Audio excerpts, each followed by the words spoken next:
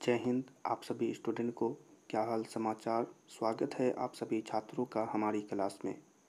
आज की क्लास में हम फिजिक्स के 30 महत्वपूर्ण ऑब्जेक्टिव क्वेश्चंस आप सभी छात्रों के लिए लेकर के आए हैं। ये क्वेश्चंस आपकी बोर्ड परीक्षा 2024 के लिए बहुत ही महत्वपूर्ण हैं। तो आप सभी बच्चों से निवेदन है कि आप इन क्वेश्चंस को ज़रूर से याद कर लीजिएगा और अपने बोर्ड की तैयारी भी मन लगा कर करते रहिएगा। हम आप सभी बच्चों से ये कहना चाहते हैं कि अगर आपको इन क्वेश्चंस के पीडीएफ चाहिए तो आप कमेंट में हमें बता सकते हैं। हम आप सभी बच्चों के लिए इनके पीडीएफ भी उपलब्ध करा देंगे। ठीक है, उम्मीद है कि आप सभी बच्चे हमारी बातों को समझ गए होंगे। चलिए सीधे क्वेश्चन की तरफ चलते हैं और पहले क्वेश्चन को देखते हैं। पहला क्वेश्चन देखें। उत्तल लेंस में जब बिंब f और 2f के बीच रखा जाता है तब बना प्रतिबिंब कैसा होता है। सवाल कह रहा है जब किसी बिंब या वस्तु भी मान सकते हैं उसको f दूरी और 2f दूरी के बीच रखा जाता है तब वह प्रतिबिंब कैसा बनता है। और इस सवाल का जवाब है कि वह बड़ा और वास्तविक बनता है। कैसा प्रतिबिंब बनता है, बड़ा और वास्तविक बनता है। समझ गए। चलिए अगले सवाल को देखते हैं। दो वक्रीय पृष्ठों से घिरे ठोस माध्यम को क्या कहते हैं। सवाल है दो वक्रीय पृष्ठों से घिरे ठोस माध्यम को क्या कहते हैं और इसका सीधा उत्तर हो जाएगा गोलीय लेंस, यानी कि सी। गोलीय लेंस इसका सीधा आंसर है और उत्तर हो जाएगा सी। समझ गए। चलिए अगले सवाल को देखते हैं। किस लेंस का उपयोग कर दीर्घ दृष्टि दोष को संशोधित किया जा सकता है। सवाल को देखें, महत्वपूर्ण है। किस लेंस का उपयोग कर दीर्घ दृष्टि दोष को संशोधित किया जा सकता है। आप लोगों ने अगर पढ़ा है तो आपको पता होगा, जल्दी से इसका आंसर दीजिए। आप लोगों ने अगर पढ़ा है निकट दृष्टि दोष, दूर दृष्टि दोष या दीर्घ दृष्टि दोष तो आप इसका उत्तर बहुत ही आसानी से दे सकते हैं। और इस सवाल का सीधा आंसर होता है उत्तल लेंस, बी। सीधा उत्तर है उत्तल लेंस। समझ गए। चलिए अगले सवाल को देखते हैं। नई कार्तीय चिन्ह परिपाटी के अनुसार दर्पण के सामने रखे गए बिंब की दूरी कहाँ से ली जाती है। सवाल देखें। नई कार्तीय चिन्ह परिपाटी के अनुसार दर्पण के सामने रखे गए बिंब की दूरी ली जाती है। जल्दी से उत्तर दें और इसका सीधा आंसर हो जाएगा ऋणात्मक। उत्तर हो जाएगा बी। सीधा आंसर क्या है, ऋणात्मक। समझ गए। चलिए अगले सवाल को देखें। प्रत्येक लेंस के दो वक्रता केंद्र होते हैं क्योंकि। सवाल पढ़ें। प्रत्येक लेंस के दो वक्रता केंद्र होते हैं क्योंकि। जल्दी से आंसर दें और इसका सीधा आंसर है लेंस की दो वक्र सतहें होती हैं इसलिए। उत्तर हो जाएगा ए। लेंस की दो वक्र सतहें होती हैं इसलिए। समझ गए। चलिए अगले सवाल को देखें। गोलीय लेंस के लिए फोकस दूरी f, वस्तु की दूरी u और प्रतिबिंब की दूरी v में संबंध क्या होता है। आप इसे वीवीआई क्वेश्चन मान लीजिए, बहुत ही महत्वपूर्ण क्वेश्चन। जल्दी से क्वेश्चन पढ़े। गोलीय लेंस के लिए फोकस दूरी f, फोकस दूरी को f से डिनोट किया जाता है। वस्तु की दूरी u, आप इसे कुछ भी मान सकते हैं, ठीक है। और प्रतिबिंब की दूरी v में क्या संबंध होता है और इसका सीधा आंसर है 1/v minus 1/u is equal to 1/f, यानी उत्तर हो जाएगा बी। यानी 1/v minus 1/u is equal to कितना होगा, 1/f। इसका सीधा संबंध होता है, ठीक है। समझ गए। अगले सवाल को देखें। एक अवतल दर्पण की फोकस दूरी 10 सेंटीमीटर है। हमें यह सब दिया हुआ है, ठीक है। उसकी वक्रता त्रिज्या क्या होगी, ठीक है। एक अवतल दर्पण की फोकस दूरी 10 सेंटीमीटर है तो उसकी वक्रता त्रिज्या क्या होगी। जल्दी से इस सवाल का आंसर दें और इसका सीधा आंसर हो जाएगा 20 सेंटीमीटर, यानी उत्तर है बी। उसकी वक्रता त्रिज्या क्या होगी, तो 20 सेंटीमीटर होगी। याद करते चले। समझ गए। चलिए अगले सवाल को देखें। निम्नलिखित में से किसी वस्तु का वास्तविक प्रतिबिंब कौन बना सकता है। जल्दी से सवाल पढ़ें। सवाल पढ़ें, क्या है कि सवाल पढ़ना बहुत ही महत्वपूर्ण होता है। आंसर देने से पहले आप सवाल पढ़ें। हम कहना चाहते हैं कि अगर आपको ऑब्जेक्टिव में अच्छे नंबर प्राप्त करना है तो आप आंसर के साथ सवाल भी याद रखें, ठीक है। डायरेक्ट क्वेश्चन आता है, कोई ज़्यादा भारी नहीं आता है, हमारी बातों को याद रखें, ठीक। निम्नलिखित में से किसी वस्तु का वास्तविक प्रतिबिंब कौन बना सकता है? पढ़े हैं, जल्दी से उत्तर दीजिए। और इसका सीधा आंसर है उत्तर लेंस यानी बी, ठीक है। उत्तर लेंस ही वह लेंस है जो किसी वस्तु का वास्तविक प्रतिबिंब बना सकता है, ठीक है। समझ गए? अगले क्वेश्चन को देखें। उत्तर लेंस द्वारा आवर्धित काल्पनिक प्रतिबिंब तब बनता है जब वस्तु रहती है, ठीक है। उत्तर लेंस द्वारा आवर्धित काल्पनिक प्रतिबिंब तब बनता है जब वस्तु स्थित रहती है। कहाँ रहती है? पढ़े हैं तो जल्दी से इसका उत्तर बताएं। वैसे इसका सीधा आंसर है फोकस और लेंस के बीच, यानी उत्तर हो जाएगा बी, फोकस और लेंस के बीच। समझ गए? अगले सवाल को देखें। एक गोलीय दर्पण से 5 सेंटीमीटर माफ़ करिएगा, एक गोलीय दर्पण से 5 सेंटीमीटर की दूरी पर रखे बिंब का प्रतिबिंब दर्पण से 30 सेंटीमीटर की दूरी पर उसी ओर बनता है जिस ओर बिंब है, तो आवर्धन क्या होगा? ठीक है, थोड़ा बड़ा क्वेश्चन है, फिर से पढ़ते हैं। एक गोलीय दर्पण से 5 सेंटीमीटर की दूरी पर रखे बिंब, यानी प्रतिबिंब 5 सेंटीमीटर की दूरी पर बिंब रखा हुआ है, ठीक है। कोई वस्तु का प्रतिबिंब, उसका प्रतिबिंब दर्पण से 30 सेंटीमीटर की दूरी पर 30 सेंटीमीटर की दूरी पर उसी ओर बनता है जिस ओर बिंब उपस्थित है, तो आवर्धन क्या होगा? जल्दी से आंसर दे। इसका सीधा आंसर हो जाएगा -6, यानी उत्तर है बी। तो आवर्धन क्या होगा? -6 होगा, ठीक। समझ गए? याद करते चलें। अगले सवाल को देखें। यहाँ पर आपको इसके लिए संकेत भी दिया गया है, ठीक है। आवर्धन m बराबर क्या होता है? -v/u, तो इज इक्वल टू, दोनों का मान रख दें, उत्तर आ जाएगा। आप इसका आंसर रिटन क्वेश्चन यानी सब्जेक्टिव क्वेश्चन में भी आप ऐसे बना करके दे सकते हैं, इसे देख लें, ठीक है। समझ गए? अगले सवाल को देखें। एक उत्तल लेंस से 30 सेंटीमीटर की दूरी पर एक बिंब या वस्तु रखी गई है। लेंस से बराबर दूरी पर वास्तविक प्रतिबिंब बनता है, तो लेंस की फोकस दूरी क्या होगी? सवाल जल्दी से पढ़े। एक उत्तल लेंस से 30 सेंटीमीटर की दूरी पर एक बिंब रखी गई है।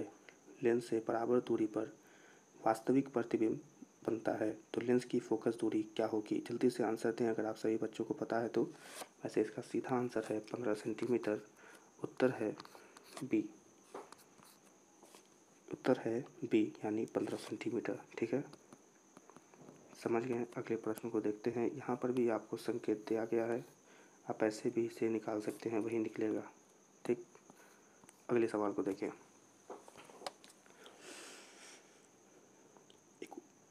एक उत्तल लेंस की फोकस दूरी 20 सेंटीमीटर है, तो लेंस की क्षमता क्या होगी? जल्दी से बताएं, वीवीआई क्वेश्चन है। एक उत्तल लेंस की फोकस दूरी 20 सेंटीमीटर है, तो लेंस की क्षमता क्या होगी? अगर पता है तो जल्दी बताएं। वैसे इसका सीधा आंसर है +5 डायोप्टर। उत्तर हो जाएगा सी, +5, ठीक है। याद रखिएगा। समझ गए? अगले प्रश्न को देखते हैं। एक लेंस की क्षमता -5 डायोप्टर है। यहाँ आपको डायोप्टर का मान ही दे दिया गया है, ठीक है। एक लेंस की क्षमता -5 डायोप्टर है, इसकी फोकस दूरी क्या होगी? जल्दी से बताएं, इसकी फोकस दूरी क्या होगी? तो इसका सीधा आंसर है -20 सेंटीमीटर। उत्तर हो जाएगा बी, ठीक है। समझ गए? याद रखिएगा। अगले सवाल को देखें। संकेत को जरूर देखें, इससे आपके सब्जेक्टिव क्वेश्चन भी बन सकते हैं, ठीक। अगले सवाल को देखें। सवाल कह रहा है लेंस की क्षमता 4 डायोप्टर है, तो यह क्या होगी? ठीक है, लेंस की क्षमता 4 डायोप्टर है तो यह होगा, या यह क्या होगी? अगर पता है तो जवाब दें। वैसे इसका सीधा उत्तर हो जाएगा 0.5 मीटर फोकस दूरी का उत्तल लेंस, ठीक। 0.25 मीटर फोकस दूरी का उत्तल लेंस। उत्तर हो जाएगा सी। समझ गए? अगले सवाल को देखें। किसी बिंदु वस्तु से निकलकर किरणें किसी लेंस से अपवर्तित होकर जिस बिंदु पर मिलती है उसे क्या कहते हैं? VVI question.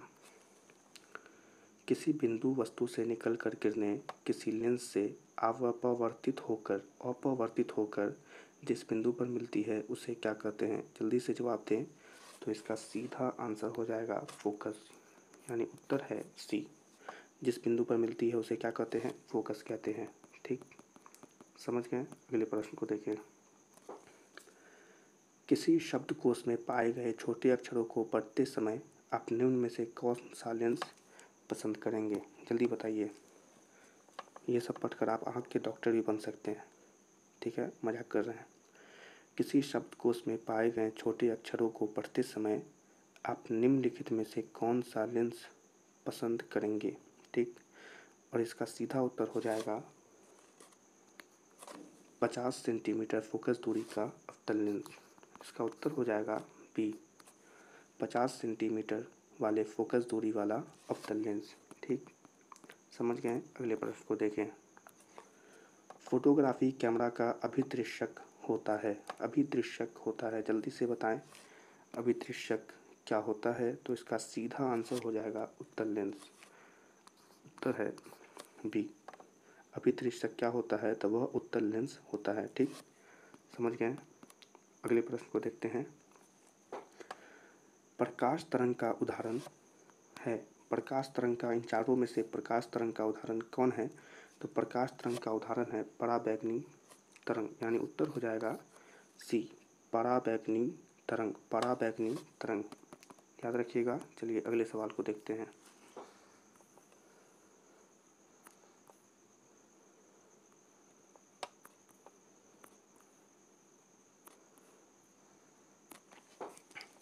चलिए सवाल पढ़ें। दंत विशेषज्ञ किस दर्पण का उपयोग मरीजों के दांतों का बड़ा प्रतिबिंब देखने के लिए करता है? ठीक, फिर से प्रश्न पढ़ें। दंत विशेषज्ञ किस दर्पण का उपयोग मरीजों के दांतों का बड़ा प्रतिबिंब देखने के लिए करता है? और इसका सीधा आंसर है अवतल दर्पण, यानी उत्तर है बी। अवतल दर्पण का उपयोग ही मरीजों के दांतों को बड़ा प्रतिबिंब देखने के लिए किया जाता है। ठीक है, समझ गए? अगले प्रश्न को देखें। कौन सा लेंस अपसारी लेंस भी कहलाता है? ठीक है, वीवीआई क्वेश्चन जरूर आएगा आपके एग्जाम में, एकदम हम बता रहे हैं। कौन सा लेंस अपसारी लेंस भी कहलाता है? जल्दी से बताएं आप सभी। ये छात्र अगर पता है तो अपसारी लेंस और अवतल लेंस दोनों बराबर है, यानी उत्तर हो जाएगा ए। अवतल लेंस को ही अपसारी लेंस भी कहते हैं और अपसारी लेंस को ही अवतल लेंस कहते हैं। अपसारी और अभिसारी लेंस को उत्तल लेंस कहते हैं। ठीक है, और उत्तल लेंस को अभिसारी लेंस, अवतल लेंस को अपसारी लेंस। कंफ्यूज मत होइएगा। अपसारी अवतल ऐसे याद रखें तो अगला खुद ब खुद आप सभी छात्रों को याद हो जाएगा। ठीक है, समझ गए? अगले प्रश्न को देखते हैं। एक प्रयोग में अवतल दर्पण द्वारा किसी बिंब का प्रतिबिंब एक पर्दे पर प्राप्त किया जाता है। ठीक, दर्पण की फोकस दूरी को निर्धारित करने के लिए प्रयोगकर्ता, मतलब जो प्रयोग कर रहा है, को मापने की ज़रूरत है। क्या मापने की ज़रूरत है? प्रयोगकर्ता को इन सभी प्रयोगों में उसे क्या नापने की ज़रूरत है? जल्दी से बताएं अगर पढ़ा है तो। और इसका सीधा आंसर है सी। ठीक है, उत्तर हो जाएगा सी। कौन कौन? पहला, दर्पण तथा पर्दा के बीच की दूरी। ठीक, पहला नंबर। और दर्पण तथा बिंब के बीच की दूरी दूसरा नंबर। ये दोनों कि वही उसको माप करनी होगी। दर्पण तथा पर्दा के बीच की दूरी और दर्पण तथा बिंब के बीच की दूरी। ठीक है, ऐसा क्वेश्चन अगर पूछ ले तो आप जहाँ पर आपको ये ऑप्शन दिखे तो आप पहले पढ़ लें। इसी के लिए हम आपको कहते हैं कि आप इन क्वेश्चनों की तैयारी हम करा रहे हैं, आप कर करके जाएं तो आपको इतना समय भी नहीं लगेगा। आप देखेंगे और आंसर दे देंगे। ठीक है, अगले सवाल को देखें। गोलीय दर्पण के परावर्तक पृष्ठ की वृत्ताकार सीमा रेखा का व्यास क्या कहलाता है? ठीक, पूछ रहा व्यास के बारे में क्या कहलाता है। देखिए महत्वपूर्ण क्वेश्चन। गोलीय दर्पण के परावर्तक पृष्ठ की वृत्ताकार सीमा रेखा का व्यास क्या कहलाता है? पढ़े हैं, जल्दी से बताइए क्या कहलाता है? तो वह कहलाता है, इसका सीधा आंसर है डी, गोलीय दर्पण का द्वारक। ठीक है, उत्तर हो जाएगा बी, गोलीय दर्पण का द्वारक। ठीक है, अगले प्रश्न को देखते हैं। निम्नलिखित में से कौन उत्तल दर्पण की फोकस दूरी है जिसकी वक्रता त्रिज्या 32 सेंटीमीटर है। ठीक है। पूछ रहा है निम्नलिखित में से कौन उत्तल दर्पण की फोकस दूरी, उत्तल हमने पीछे बताया था, उत्तल पूछ ले या अभिसारी पूछ ले दोनों का समान अर्थ होता है। उत्तल दर्पण की फोकस दूरी है जिसकी वक्रता त्रिज्या 32 सेंटीमीटर है। पढ़े हैं, जल्दी से बताइए इसका आंसर। और इसका सीधा आंसर हो जाएगा 16 सेंटीमीटर प्लस 16 सेंटीमीटर, यानी उत्तर है, माफ़ करिएगा, सी, प्लस 16 सेंटीमीटर इसका आंसर हो जाएगा। ठीक, समझ गए। अगले प्रश्न को देखते हैं। यदि किसी बिंब का प्रतिबिंब, यदि किसी बिंब या वस्तु का प्रतिबिंब का आवर्धन ऋणात्मक है, आवर्धन ऋणात्मक है, देखिए, ठीक है, तो उस प्रतिबिंब की प्रकृति क्या होगी? जल्दी बताइए, ऋणात्मक दिए हुआ है। यदि किसी बिंब का प्रतिबिंब का आवर्धन ऋणात्मक है तो उस प्रतिबिंब की प्रकृति क्या होगी? प्रकृति क्या होगी, जल्दी से बताइए। तो उसकी प्रकृति होगी वास्तविक और उल्टा। ठीक है, सीधा आंसर है वास्तविक और उल्टा। ए उत्तर है, वास्तविक और उल्टा। ठीक, समझ गए। अगले प्रश्न को देखते हैं। गोलीय दर्पण का परावर्तक पृष्ठ वक्रीय हो सकता है। छोटा सा क्वेश्चन है, गोलीय दर्पण का परावर्तक पृष्ठ वक्रीय हो सकता है। पढ़े हैं अगर आप छात्र तो जल्दी से बताइए वो क्या होगा, जल्दी बताइए। तो इसका सीधा जो आंसर है वह है अंदर या बाहर की ओर। ठीक है, उत्तर हो जाएगा सी, पृष्ठीय वक्रित हो सकता है अंदर या फिर बाहर की ओर। ठीक है, समझ गए। अगले प्रश्न को देखते हैं। वह गोलीय दर्पण जो अंदर की तरफ वक्रित हो क्या कहलाता है? वह गोलीय दर्पण जो अंदर की तरफ वक्रित हो क्या कहलाता है? तो वह कहलाता है अवतल दर्पण। उत्तर है ए, क्या कहलाता है? अवतल दर्पण कहलाता है। ठीक, समझ गए। अगले प्रश्न को देखते हैं। वह गोलीय दर्पण जो बाहर की तरफ वक्रित हो क्या कहलाता है? जल्दी से समझ लीजिए, एकदम आसान क्वेश्चन है, इसी क्वेश्चन का ही भाई है। वह गोलीय दर्पण जो बाहर की ओर, यहाँ अंदर की ओर, यहाँ बाहर की ओर, यहाँ क्या कह रहा था? अवतल दर्पण, यहाँ कहलाएगा उत्तल दर्पण। ठीक है, इसका उत्तर हो जाएगा सी, क्या कहलाएगा? उत्तल दर्पण। चलिए, समझ गए। अगले प्रश्न को देखते हैं। गोलीय दर्पण के परावर्तक पृष्ठ के केंद्र को दर्पण का क्या कहा जाता है? जल्दी से बताइए उसे क्या कहा जाता है। गोलीय दर्पण के परावर्तक पृष्ठ के केंद्र को दर्पण का कहा जाता है तो ध्रुव कहा जाता है, यानी उत्तर हो जाएगा बी। आंसर, सीधा आंसर है ध्रुव, यानी उत्तर है बी। ठीक है, समझ गए। अगले प्रश्न को देखते हैं। गोलीय दर्पण का वक्रता केंद्र को किस अक्षर से निरूपित किया जा सकता है? माफ़ करिएगा, किया जाता है, किया जाता है। गोलीय दर्पण का वक्रता केंद्र को, या गोलीय दर्पण के, यहाँ पर के होगा। ठीक है, गोलीय दर्पण के वक्रता केंद्र को किस अक्षर द्वारा निरूपित किया जाता है? ठीक, और इसका सीधा आंसर है सी, यानी कि उत्तर है ए, सी से उसे निरूपित किया जाता है, सी से। समझ गए। चलिए, अगले सवाल को देखें। किसी लेंस द्वारा उत्पन्न आवर्धन का एसआई मात्रक क्या है? महत्वपूर्ण क्वेश्चन, देखिए कितनी बार पूछा गया है। हो सकता है कि 2024 के आपके बोर्ड परीक्षा में ये सवाल पूछा जाए, बहुत चांस है VVI। किसी लेंस द्वारा उत्पन्न आवर्धन का एसआई मात्रक क्या है? जल्दी बताइए एसआई मात्रक। तो इसका सीधा आंसर है डी, यानी कि मात्रक विहीन, मात्रक विहीन। ठीक है, मात्रक विहीन उत्पन्न आवर्धन का एसआई मात्रक क्या होगा? मात्रक विहीन होता है, मतलब उसका एसआई मात्रक नहीं होता है। देखिए, आपको सवाल में फंसा रहा था, मात्रक विहीन होता है, मात्रक नहीं होता है। ठीक है, तो ये थे आप सभी छात्रों के लिए 30 महत्वपूर्ण ऑब्जेक्टिव क्वेश्चन जो आपकी बोर्ड 2024 क्लास 10th के लिए बहुत ही महत्वपूर्ण है। चाहे आप इसे कहीं पर लिख कर ले लें, ये क्वेश्चन आपके बोर्ड परीक्षा के पेपर में दिखेंगे। ठीक, बाकी हम आपको बता ही सकते हैं। अगर आप सभी छात्रों को ये क्लास और ये क्वेश्चन पसंद आए हैं तो आप ज़रूर हमारे चैनल को सब्सक्राइब करके इस क्लास को, इस वीडियो को ज़रूर से लाइक कर दीजिएगा, ठीक है। और सब्सक्राइब कर दीजिए। सब्सक्राइब करने में आपका 1 रुपया भी नहीं लगेगा। क्रैश कोर्स चल रहा है, फ्री में जुड़ जाइए, 1 रुपया नहीं लेंगे।